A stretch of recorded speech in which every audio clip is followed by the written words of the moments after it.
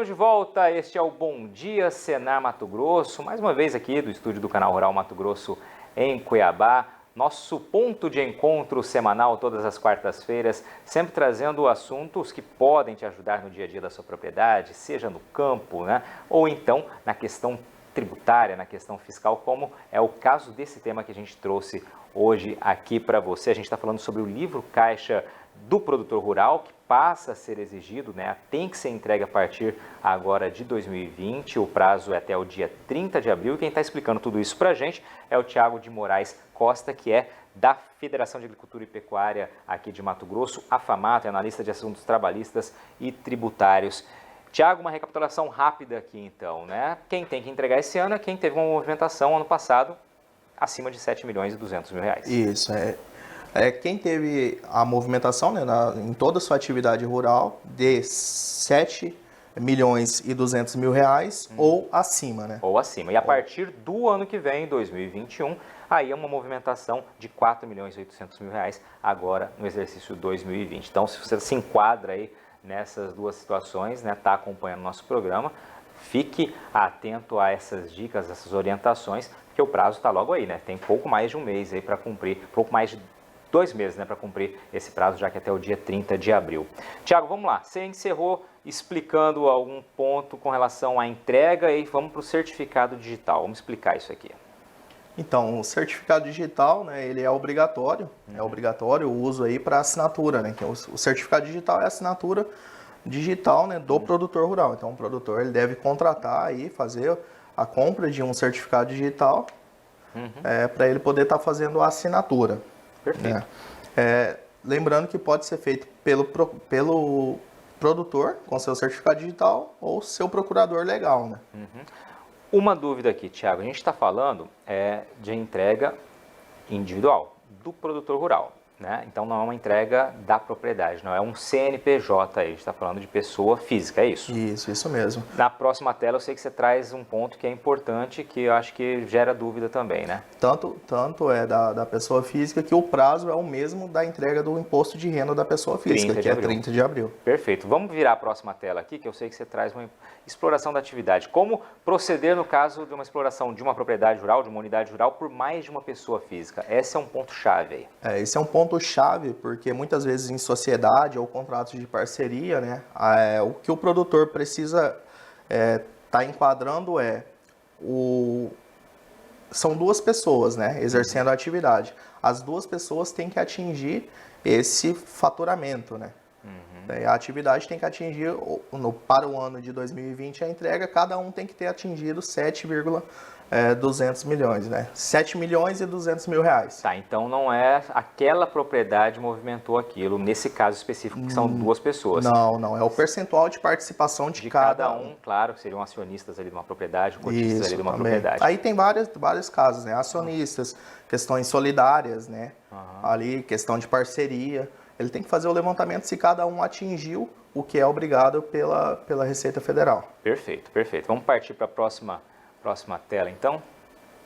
No caso da exploração de uma unidade rural por mais de uma pessoa física, como deve ser verificado o limite da receita bruta para fins de obrigatoriedade de entrega desse livro caixa? Você já comentava mais ou menos ali, né? Como deve ser feita essa verificação? É o que nós tínhamos comentado, né? A maioria dos contratos, ele tem uma participação de lucros ou valores, e então o produtor ele deve conferir cada contrato e ver se cada um que pertencente, né, a esse contrato, se ele atingiu o que é obrigado aí pela instrução normativa, né, que são os limites. Caso não atinja, é só aquele que realmente que atingiu ou ultrapassou o percentual. Perfeito, então são dicas aí extremamente importantes que podem suscitar dúvidas, né? Como o Thiago está explicando, é a primeira vez que o produtor de fato precisa realizar essa entrega, e por isso a gente está tentando aqui, além de trazer as informações, supor algumas dúvidas que possam vir a surgir na hora dessa entrega, né, Thiago? Isso foi trabalhado junto, né, com a Receita Federal e a CNA, e foi criado perguntas e respostas, um manual, mas lembrando que não aconteceu ainda a entrega, né? Então as dúvidas estão por vir, né? Ou então, seja, podem surgir aí mais dúvidas, claro, evidentemente, daqui para frente, como acontece todo ano, por exemplo, no imposto de renda, né? A Receita Federal fez, né, a parte dela, o que ela acha que pode surgir de dúvidas em relação ao sistema, às obrigações.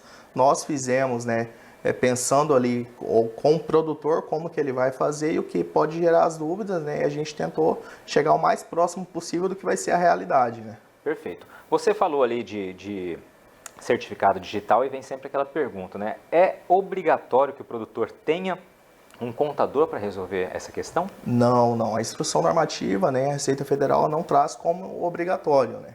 O produtor rural ele pode fazer até porque o material é meio intuitivo, né, para que ele mesmo faça. Então não é obrigatória a contratação de um profissional, né, um contador, mas o produtor na maioria das vezes ele já tem, né, uma pessoa que faça essa parte contábil dele.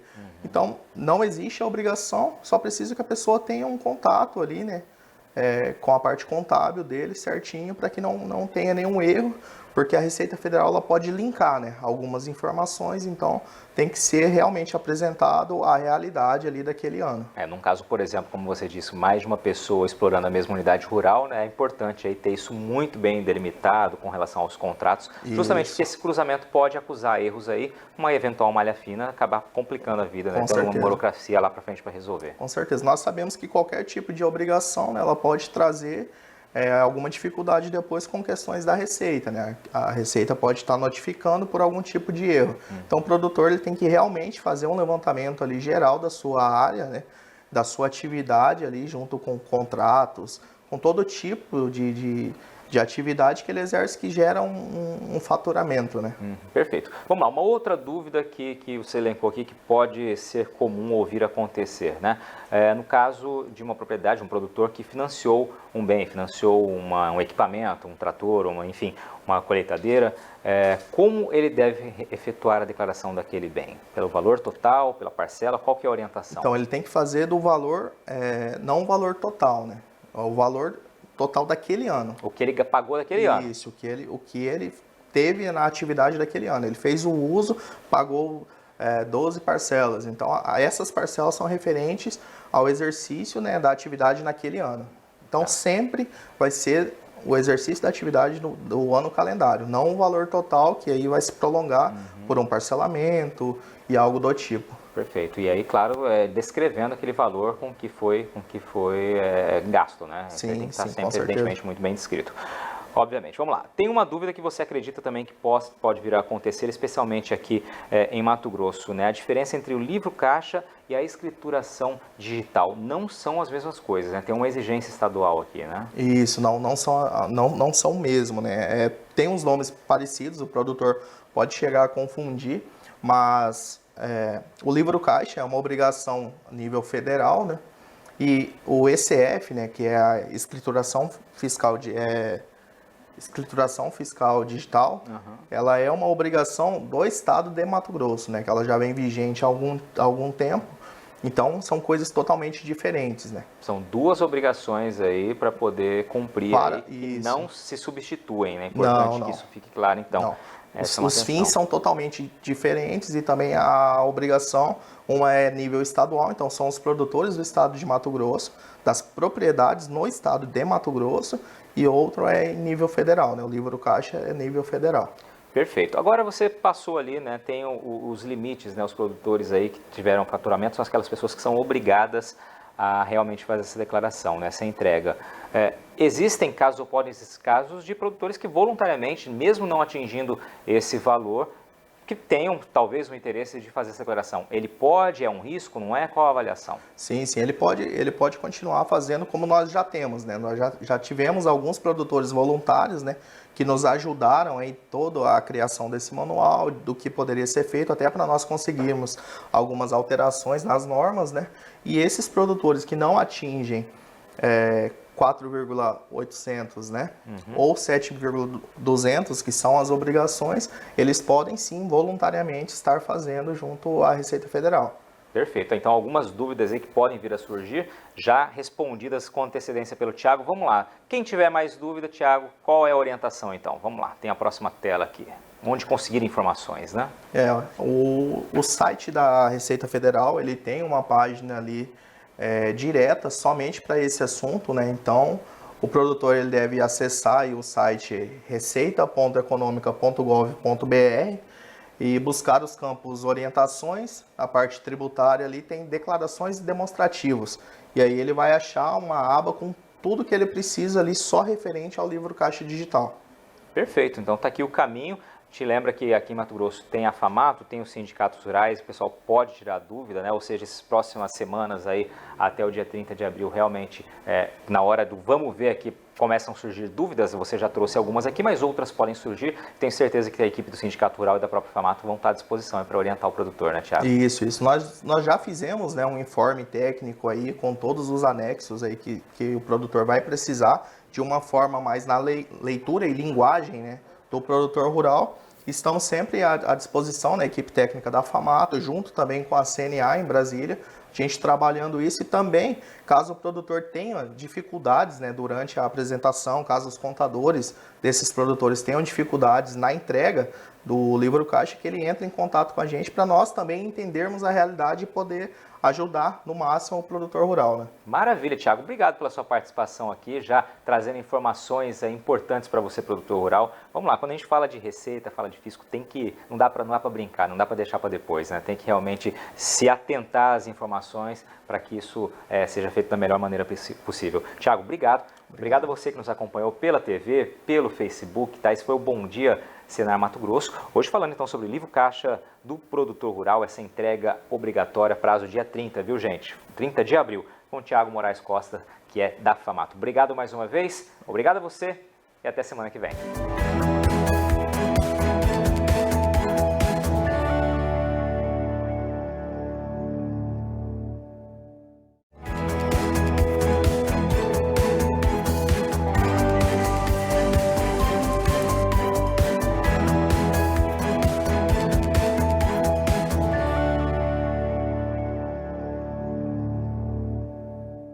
Muito bom dia para você que está ligado nesta manhã de quarta-feira na programação do Canal Rural, tanto pela TV quanto pela internet, pela nossa página no Facebook. Seja bem-vindo.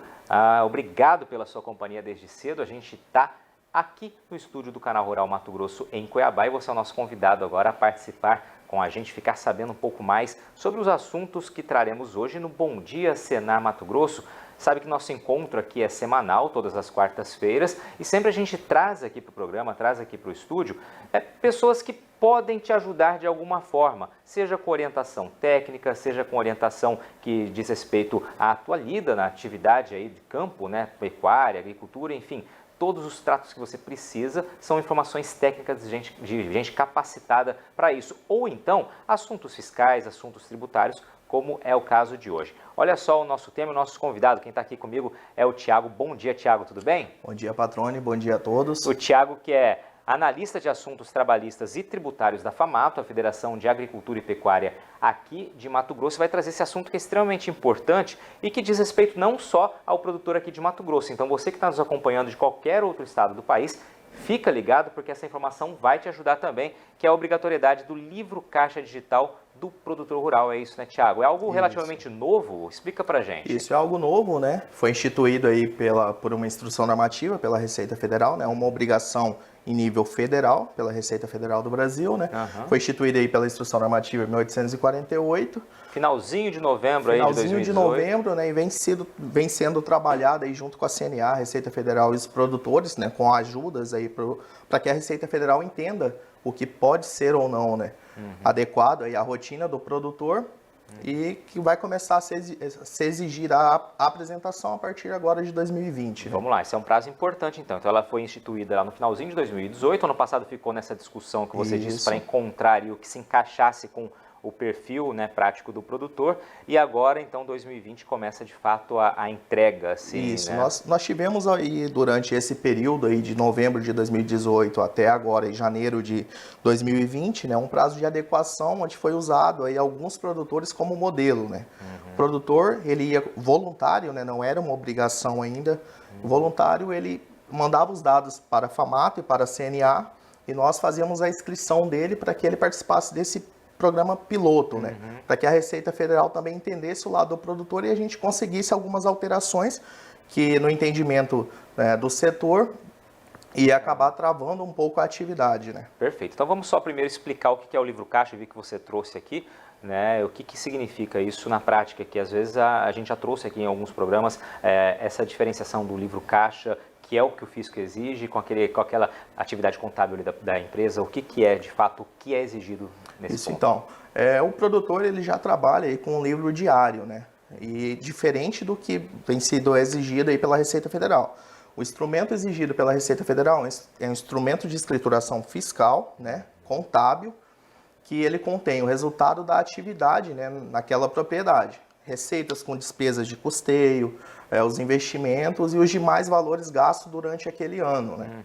Mais ou menos como para a pessoa física ali, quando você precisa às vezes fazer uma Isso. comprovação ali também, Isso. ou uma empresa que não seja do campo, tem aquela comprovação fiscal que você precisa entregar. Então, é esse o caso aqui. Isso, e ele contém só as informações para o fisco, então o produtor não deve confundir com outras informações, né? Agora vamos lá. Todos os produtores precisam entregar ou tem uma faixa, um perfil de produtor? Não, ele é definido, né, de acordo com a atividade e com a receita bruta, né, da atividade na propriedade. Então, o que ficou instituído é receita bruta na atividade superior a 4,800 milhões, né, 4 milhões e 800 mil reais, deverá ser entregue o arquivo digital, né. Esse prazo de entrega para 4 milhões e 800 mil reais, ele passa a ser cobrado em 2021. Então, o produtor que no ano de 2020 atingir 4,8 milhões ou superior, ele fica obrigado à entrega a partir do ano de 2021. Então vamos lá, se a movimentação esse ano agora que a gente está em fevereiro de 2020, se a movimentação financeira ao longo desse ano atingir esse valor, do ano que vem esse produtor precisa entregar. Em 2021 esse produtor é obrigado. Perfeito. Essa hoje é como vai ficar, né, de acordo com a instrução normativa. Essa vai ser a obrigatoriedade para os próximos anos. Tá, e o deste ano agora? Do ano de 2020, que é o prazo, né, para entrega no dia 30 de abril, é referente ao ano calendário de 2019. Sim, ano passado. Especificamente para o ano calendário de 2019, a entrega em 30 de abril de 2020, o limite é aquele produtor que atingiu 7,200 milhões, né?